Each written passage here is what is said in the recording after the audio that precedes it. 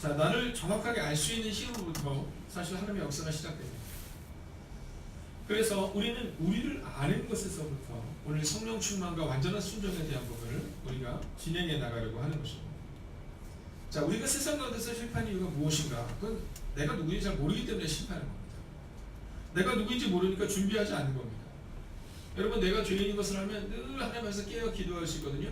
근데 내가 죄인인 것을 잃어버리니까 깨어 기도하지 않는 겁니다. 여러분, 내가 할 수 없다는 사실을 우리가 알아야 되는데 그 사실을 자꾸 잃어버리니까, 그러니까 우리의 마음 가운데 나를 준비하지 않는 것입니다. 자, 근데 오늘 주님께서는 말씀을 통해 농부와 포도나무와 그리고 가지에 대해 말씀하시면서 우리가 누구인지를 분명히 말씀해 주십니다. 자, 오늘 성경은 첫 번째로 하나님은 농부시다라고 말씀하고요, 두 번째로 예수님은 포도나무시다라고 말씀하고, 세 번째 우리가 가지다라고 말합니다. 자, 근데 우리가 종종 생각해보면 우리가 가지처럼 살아갑니까? 아니면 농부처럼 살아갑니까? 여러분이 여러분의 자녀들을 키울 때 여러분의 주권을 가지고 여러분의 자녀를 키웁니까? 아니면 하나님이 내게 맡겨진 주의 종이다, 또 하나님의 아이다라는 마음으로 우리가 우리를 양육하십니까? 여러분, 우리가 열매를 맺을 수 있다고 착각하십니까? 아니면 나는 할 수 없지만 하나님이 하신다라는 마음으로 살아가십니까? 오늘 성경은 우리 가운데 하나님은 농부시고 예수님은 포도나무고 우리가 가진 것을 먼저 분명히 해야 된다라고 우리 가운데 말씀하고 있다라는 겁니다. 먼저 1절의 말씀을 우리가 함께 살펴보겠습니다. 1절을 같이 한번 읽어볼까요? 있습니다. 시작. 나는 참 포도나무요 내 아버지는 농부라. 자, 오늘 이 본문의 말씀을 통해 하나님께서 우리 가운데 계시는 이 성경의 메시지, 또 예수님이 우리 가운데 전해주고 싶은 메시지는 주권을 하나님께 드려야 한다라는 것입니다. 주권을 하나님께 드려야 한다. 자, 나는 포도나무인데, 참 포도나무인데 아버지는 농부다. 즉 예수님께서, 하나님 아버지께서 나의 주권을 가지고 계시다. 만약 그분이 나를 돌보지 않으면 포도나무가 마를 수밖에 없는 것처럼 오늘 우리가 그것을 기억해야 된다라고 말씀하며 주권을 하나님께 드려야 한다라고 말하고 있다는 겁니다. 근데 우리는 주권을 하나님께 적당히 드리죠. 하나님이 농부이신 것처럼 살아가는 것이 아니라 우리가 농부인 것처럼 살아갈 때가 너무나도 많다는 겁니다.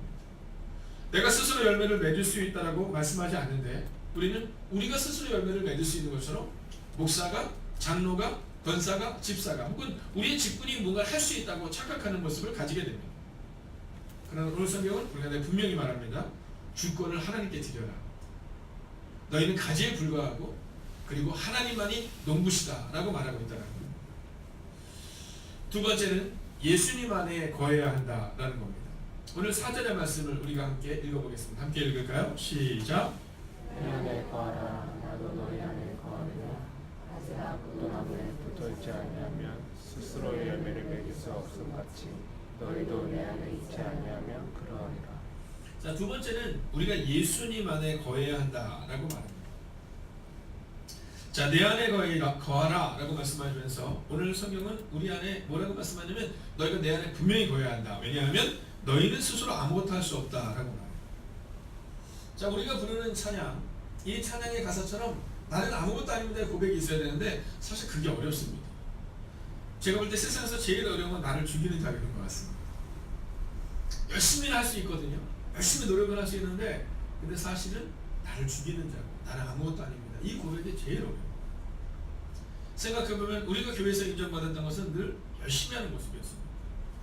근데 성경은 우리 가운데 말합니다. 아니다.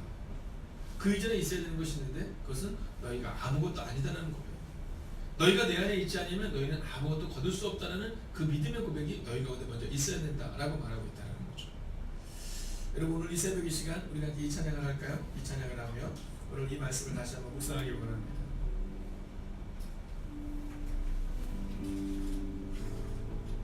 나는 아무것도 아닙니다. 믿음으로 고백합니다. 나는 아무것도 아닙니다.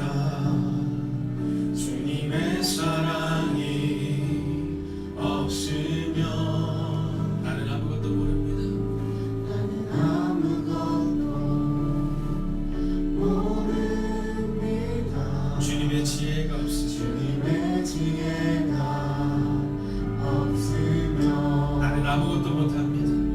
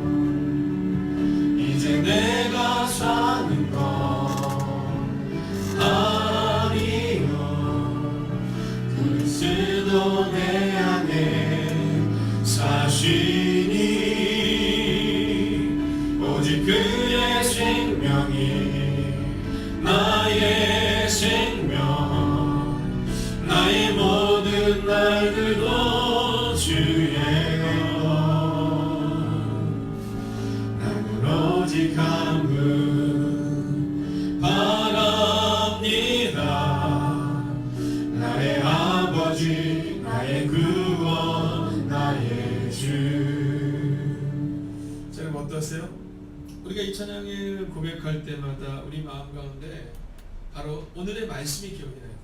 너희가 내 안에 있자면 너희가 아무것도 할 수 없다. 근데 우리는 찬양을 하는 우리의 모습과 삶으로 살아내는 우리의 모습은 전혀 다르게 살아갈 때가 있죠. 오늘 성경은 우리 가운데 말합니다. 우리는 아무것도 할 수 없다. 너희는 아무것도 할 수 없다. 그러나 너희가 주님 안에 붙어있으면 할 수 있다 라고 말합니다.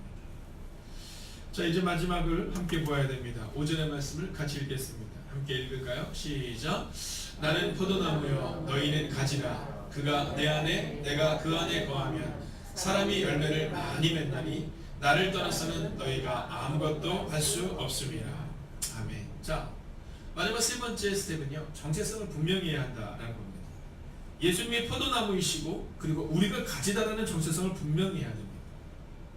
여러분, 만약 우리가 가지다라는 사실이 분명하면 우리가 결코 포도나무에서 떨어질 수가 없죠. 여러분, 예배를 통해서 우리가 하나님을 만난다는 것을 우리가 분명히 알면 예배를 소홀히 할 수가 없죠. 여러분, 우리가 촘촘하게 예수를 만나야 되는 이유가 여기 있는 겁니다. 우리는 자꾸만 잃어버려요. 정체성을 잃어버립니다. 내가 가지인데 내가 포도나무인 것처럼 행동하고, 내가 가지인데 내가 농부인 것처럼 행동하죠. 그런데 오늘 이 요한복음 15장은요 반복적으로 하나님은 농부, 예수님은 나무, 우리는 가지다, 이 정체성을 분명히 하라고 말하고 있다는 겁니다. 어렸을 때 저희 집에는 감나무가 있었습니다.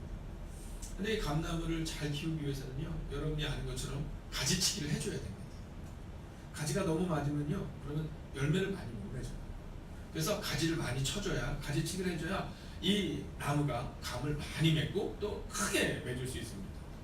아니면 열매가 너무 작아요. 근데 가지치기를 하고 난 다음에 그 다음날 보면 뭐 그렇게 큰 차이가 없는 것처럼 느껴집니다.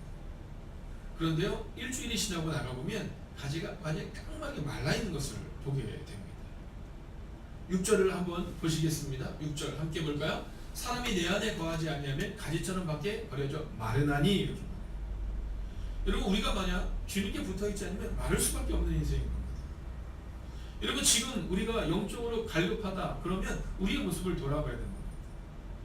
여러분, 우리의 모습이 지금 영적으로 갈급하다, 뭐 이것이 무슨 문제일까? 이건 남편 때문 아닐까? 가족 때문 아닐까? 교회 문제 때문 아닐까? 아닙니다. 여러분, 남편 때문인 것처럼, 또는 아내 때문인 것처럼, 혹은 가정의 문제인 것처럼, 혹은 교회의 문제인 것처럼 생각되지만 사실은 그것들이 우리의 눈을 가려서 우리가 주님께 붙어있는 모습이 점점 뒤로 밀려가고 있다는 거죠. 진정한 문제는 우리가 예수님께 붙어있지 못하다는 것인데, 우리는 그것을 착각합니다. 이건 이 문제 때문인가 봐, 이건 이 상황 때문인가 봐, 상황과 문제에 집중하려는 우리의 모습을 보게 되죠. 아닙니다. 여러분, 성경은 우리 가운데 문제에 집중하지 말고 하나님께 집중하라는 말씀하세요. 우리가 만약 그 문제에 붙어있으면 절대로 마르지 않습니다. 지금 우리의 문제는 상황 때문에, 문제 때문에, 자녀 때문에, 교회 때문에, 직장 때문에, 가정 때문에 여러분 주님을 바라보지 못하는 거예요. 주님께 붙어있지 못하는 겁니다. 주님과의 교제 시간이 점점 줄어드는 거예요. 여러분, 착각하지 마십시오. 주님보다 강하신 분은 아무도 없는데, 근데 우리는 그 문제가 주님보다 더 강한 것처럼 그 문제를 묵상합니다. 그 상황을 묵상합니다.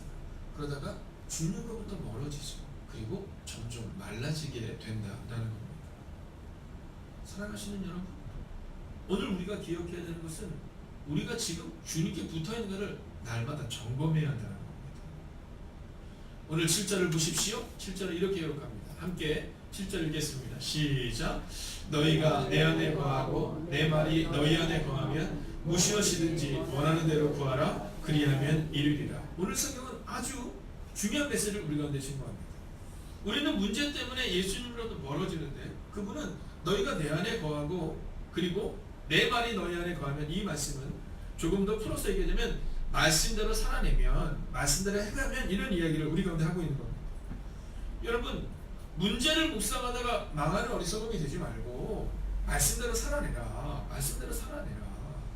오늘 말씀이 너희 가운데 선포되는데 너희는 왜 말씀대로 살아내지 못하느냐. 여러분, 우리는 종종 뭔가 특별한 상황, 특별한 무언가를 기대하죠. 그러나 여러분, 그것은 일시적입니다. 우리는 종종 방언을 체험하는 것, 그것을 강하게 여기지만 여러분, 그것은 일시적입니다. 그러면 무엇이 지속적입니까? 말씀이 지속적인 거예요. 그래서 오늘 성경은 우리 가운데 너희가 내 말씀대로 살아내라 이렇게 오늘 실제로 말씀을 통해 선포하고 있는 거예요. 내가 너희 안에 거하고 너희가 말씀대로 살아내면 그러면 너희가 무엇이든지 원하는 대로 구할 때 그 놀라운 일들이 너희 가운데 일어날 것이다 라고 말하고 있다는 겁니다. 여러분 기억하세요. 우리는 가집니다. 우리가 나무라서 무엇을 할 수 있는 것이 아니라 우리는 그저 예수님께 붙어있기만 하면 그리고 예수님께 붙어서 나의 평생을 드리겠다고 순종을 결정하면 그러면 그때 바로 성령 충만의 역사가 우리 가운데서 강하게 일어날 수 있다는 겁니다. 오늘 성령님이 우리 안에 계시지만 우리 안에서 충만하지 못한 이유는 단순하고 명료합니다. 우리가 순종을 결정하고 순종을 결단하지 않기 때문이라는 겁니다. 여러분 그분이 우리 안에 있고 우리가 그 말씀대로 살아날 때 어떤 일이 일어납니까? 8절을 마지막으로 읽겠습니다. 함께 읽을까요? 시작. 너희가 열매를 많이 맺으면 내 아버지께서 영광을 받으실 것이요 너희는 내 제자가 되리라. 아멘. 여러분 예수님이 우리 가운데 원하는 삶은 성도가 아니었습니다. 그건 그냥 우리가 얘기하는 겁니다. 뭐 교인, 성도, 뭐 성석들 그냥 우리가 표현하는 겁니다.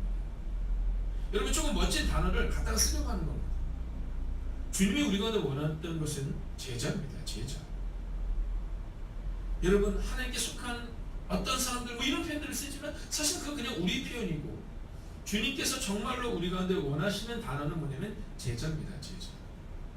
너희가 내 제자가 되리라. 그럼 제자는 어떻게 해야 됩니까? 열매를 많이 맺어야 합니다. 열매를 많이 맺으면 어떻게 해야 됩니까? 하나님의 영광이 된다라는 것입니다.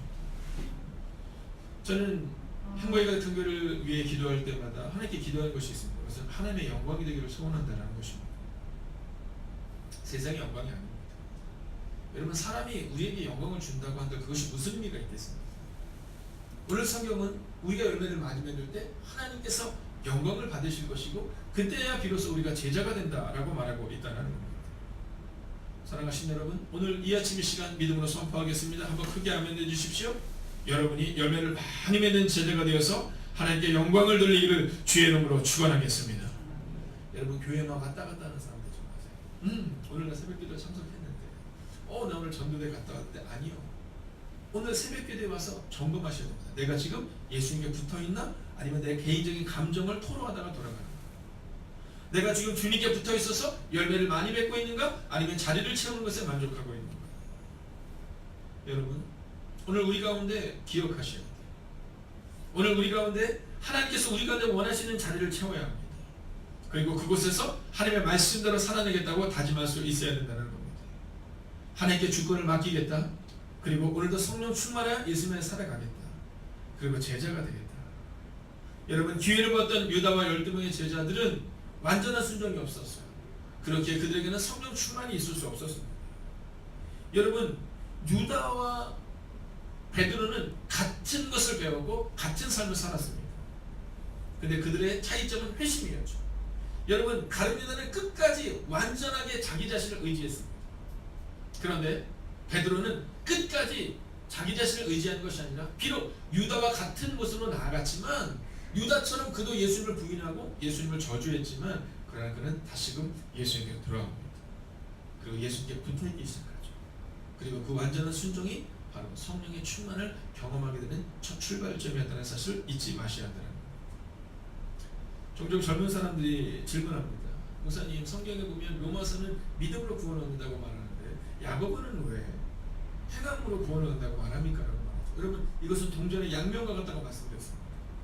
여러분 믿음과 행함은 결코 뛸래야 뛸 수가 없는 겁니다. 다만 행함으로 구원을 얻는다는 율법적인 믿음이 아니라 믿음으로 인해서 나타나는 행함이 필요하다고 말하는 겁니다. 성령 충만과 순종도 마찬가지입니다.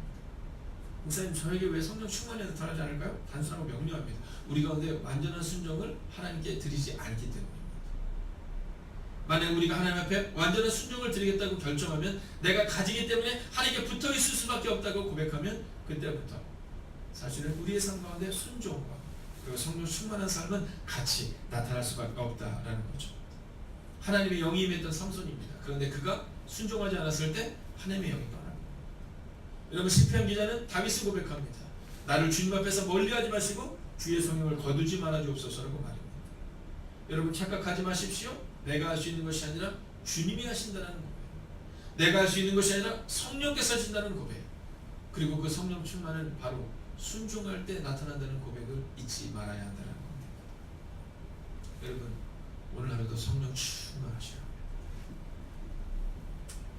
오직 예수님을 전하며 일생을 살려고 노력했던 노태우 박사님의 아버님 노병래 목사님이 그저께 돌아가시고 어저께 찾아뵙습니다. 그 따님들이 그렇게 얘기하더라고요. 아버님이 돌아가신지도 모를 정도로 그냥 편안히 가셨다고. 근데 후에 보니까 아버님이 돌아가신 걸 어떻게 알았냐면 다른 데는 따님들이 이렇게 인사하고 병원에서 갈 때 아버지가 그냥 혼수 상태이신 경우가 종종 있으니까 그냥 아무렇지도 않았는데 그날은 따님이 인사하는데 아버지가 눈물을 주르륵 흘리더래요.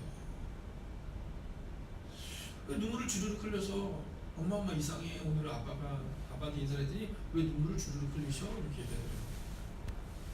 그리고 약 2시간 후에 하나님의 부르심을 받은 거예요.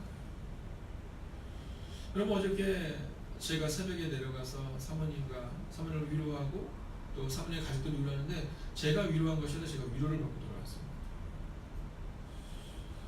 50일 동안 병원에 있으셨다고 하더라고요. 50일 동안 병원에 있으셨는데 그 50일 동안 약 2가정에게 복음을 전하고 그리고 한 어르신은 주님 앞에서 이 복음을 받아들이는 일들도 발생하게 되었다는 거예요. 근데 그런 말씀하신다고요. 참 우리가 인생을 잘 살아야겠다라고 생각되는 것이 거기에 있는데 어떤 분은 정신만 잃기 시작하면 10만원 달라고 10만원 달라고 빨리 가서 술값 갚아야 된다. 빨리 가서 술값 갚아야 된다. 여러분 인생의 마지막을 살아가는데 그의 마지막 모습이 뭐냐면 빨리 돈 달라고 내가 돈 못 갚고 술값 갚아야 된다고. 여러분 이제 아무리해서 술을 못 드시게 하는 어떤 분은요 이 마스크를 쓴 상태에서 사람들이 보지만 마스크 금방 열고는 술을 마시고 여러분 인생의 끝이 어떤 모습으로 마무리가 되느냐가 그것을 보게 되었다라는 거예요. 근데 그곳에서 하나님의 뜻대로 살아가는 목사님과 사모님을 통해 그 50일 동안 한 분이 사모님을 초청했대요. 그러면 예수님을 영접하는 일들도 발생하게 되었다는 겁니다. 목사님께서 정신을 잃어버리시면 그걸 이렇게 손을 드신대요.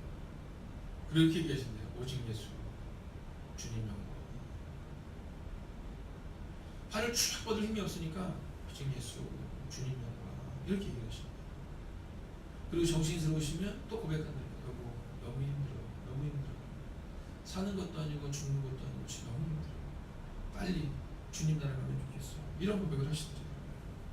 그러나 또 정신이 없으면 오직 영광 주님 예수. 그곳에 방문하는 그 모든 목회자들에게 꼭 얘기해요. 여러분들 여러분의 건강을 잘 챙기십시오. 운동 열심히 해야 된다. 너무 스트레스 받지 말아야 된다. 주님의 일을 하기 위해서는 건강하셔야 된다. 여러분 후배들에게 그렇게 권면하고 그리고 또 정신을 잃어버리면 오직 예수 주님 영광 그렇게 50일을 지내다가 하나님 품으로 간다는 거예요. 근데 그곳에 있는 믿지 않는 사람들이 있잖아요. 그 믿지 않는 사람들이 그렇게 얘기하더라고요. 노병래 목사님이 돌아가시면서 귀인이 가셨다. 이렇게 얘기해요. 여러분 성령 충만과 완전한 순종. 여러분 그 50일의 시간을 통해 2가정에게 복음을 전하는 일이 일어났다는 것. 여러분 마지막 순간까지도 성령 충만하고 그리고 완전한 순종을 우리에게 보여주고 있는 모습입니다. 사모님과 가족들을 봤는데 얼굴이 다 환해요. 아버지와 남편과 헤어진 것은 너무너무 슬프지만 그러나 천국에 대한 소망으로 아마 오늘 장례 절차가 모든 것이 끝나고 나면 아마 대구로 들어가서 많이 우실 거예요. 근데 오는 사람들마다 경험하는 거예요. 목사님께서 어떠한 성령 충만으로 살아가셨는지, 목사님이 어떻게 완전한 순종을 하나님께 드리셨는지, 그리고 그렇게 담담하게 성령 충만과 완전한 순종을 보여주셨던 시간이었습니다. 오늘 하루도 예수님께 붙어서 성령 충만을 기대하고 그리고 그분이 원하시는 순종하며 그 완전한 순종과 성령 충만으로 살아가는 오늘이 되시기를 그렇게 매일매일 살아가시기를 주의 이름으로 축원하겠습니다. 기도하겠습니다.